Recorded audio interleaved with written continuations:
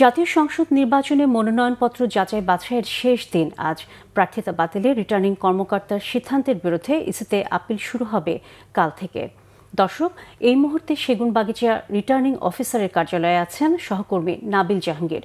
সরাসরি কথা বলবো তার সাথে। নাবিল, মনোনয়নপত্র যাচাই বাছাইয়ের সবশেষ কি তথ্য আছে আপনার কাছে, জানাবেন আমাদের। সোনিয়া, আপনি যেমনটা বলছিলেন, মনোনয়ন যাচাই বাছাইয়ের শেষ দিন আজ। আমরা রয়েছি ঢাকা রিটার্নিং অফিসারের কার্যালয়ে এবং এখানে ঢাকার 20টি আসনের মধ্যে 13টি আসনের মনোনয়ন যাচাই বাছাই চলছে।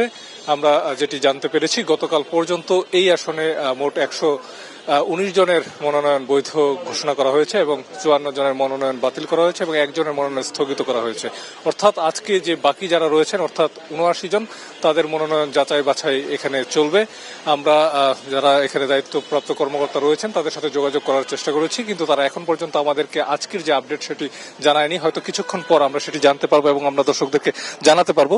আমরা আসলে দর্শকদেরকে জানিয়ে রাখি যে যাদের আসলে মনোনয়ন অবৈধ কিংবা স্থগিত হচ্ছেন তারা কিন্তু এর বিরুদ্ধে আপিল করতে পারবেন। আপনি যেমনটা বলছিলেন, আগামীকাল থেকে এবং 9 তারিখ পর্যন্ত, তারপর কিন্তু 10 তারিখ থেকে 18 তারিখের মধ্যে সেই আপিলটি নিষ্পত্তি করা হবে এবং তারপর 20 তারিখ মনোনয়নের প্রত্যাহারের শেষ দিন এবং 22 তারিখ থেকে যে নির্বাচনী প্রচারণা সেটি শুরু হবে এবং এই নির্বাচনী প্রচারণা সেটি চলবে নির্বাচনের দিনের 48 ঘন্টা আগ পর্যন্ত, অর্থাৎ 10 জানুয়ারি পর্যন্ত।